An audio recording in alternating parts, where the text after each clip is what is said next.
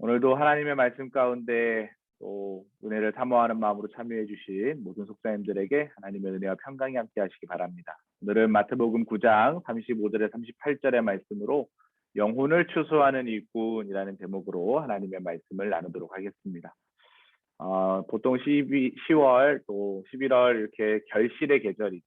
특별히 열매를 결실하는 것도 참 중요하지만 이맘때쯤 되면 코로나 이전에는 보통 교회마다 전도 축제, 한 영혼을 천하보다 귀하게 여기자 이런 슬로건들을 내놓으면서 영혼 구원에 대한 이런 이야기들을 많이 다루고 있는 주간이기도 합니다. 추수감사주의를 기점으로 해서 또 영혼을 추수하는 그런 마음들을 우리가 생각해보고 또 특별히 저도 지금 대신방을 하다 보면 성도님들 가정마다 인가 기도에 대한 기도 제목들이 꼭 있죠. 남편에 대한 부분, 또 아내에 대한 부분, 또 자녀들에 대한 부분, 또 자녀들이 결혼을 했으면 며느리라든가 사위라든가, 또 부모님들, 또 친정부모님, 시댁 부모님들, 또 친인척들, 또 직장 동료들, 또 우리 옆집에 사는 이웃들, 아무튼 인가기도에 대한 기도 제목들이 끊이지 않는 것을 보게 됩니다. 한 영혼을 귀하게 여기는 마음들이 우리들의 마음 가운데 있다라는 것이죠.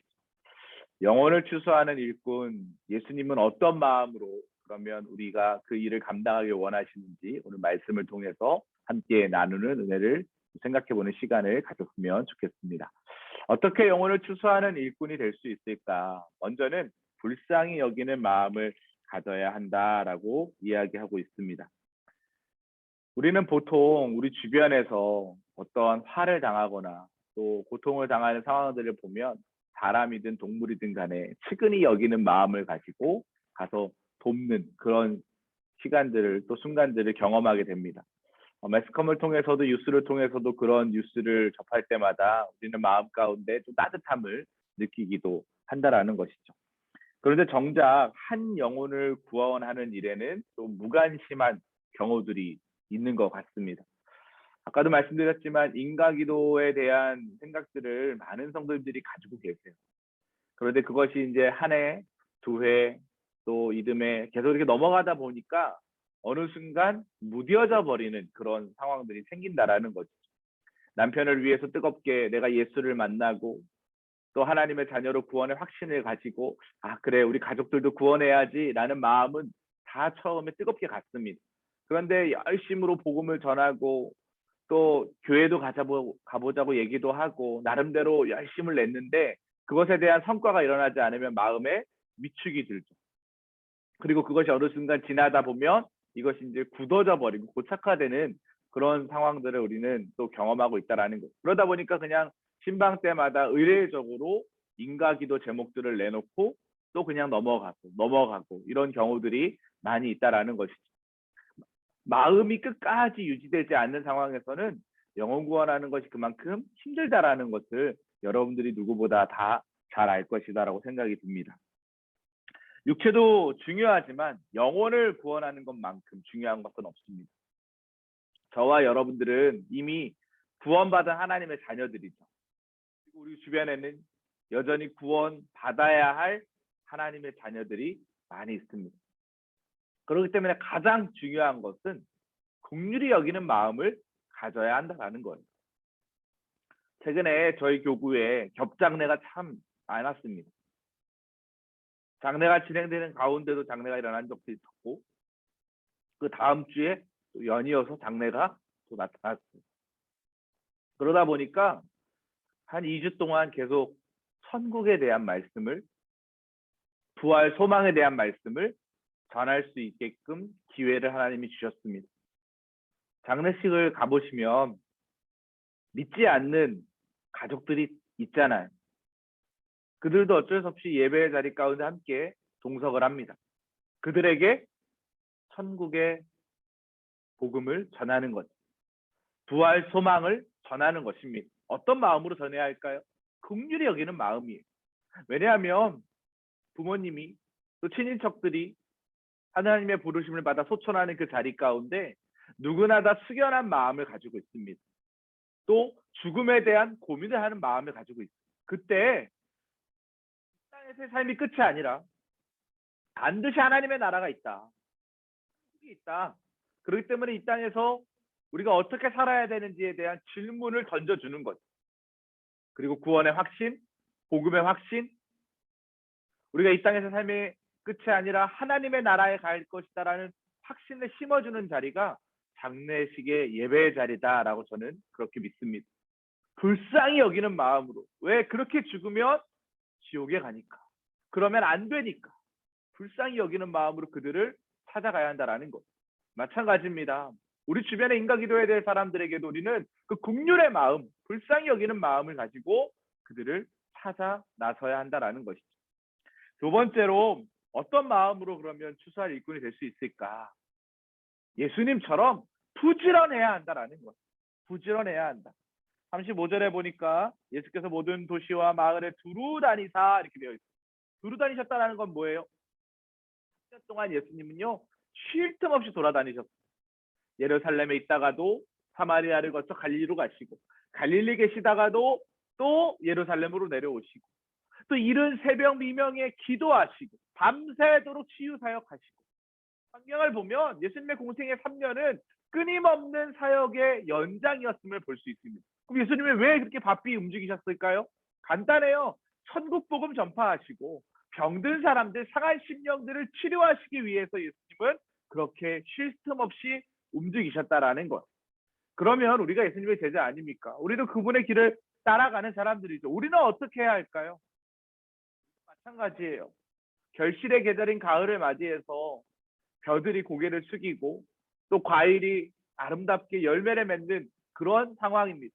농사도 그냥 되지 않아요. 농부들은요 쉴 틈 없이 손을 움직이고 발을 움직이고 몸을 움직여서 자신이 가꾸고 있는 농작물에게 최선의 헌신과 사랑을 쏟아낼 때 맛있는 열매, 결실을 할 수 있다라는 거죠.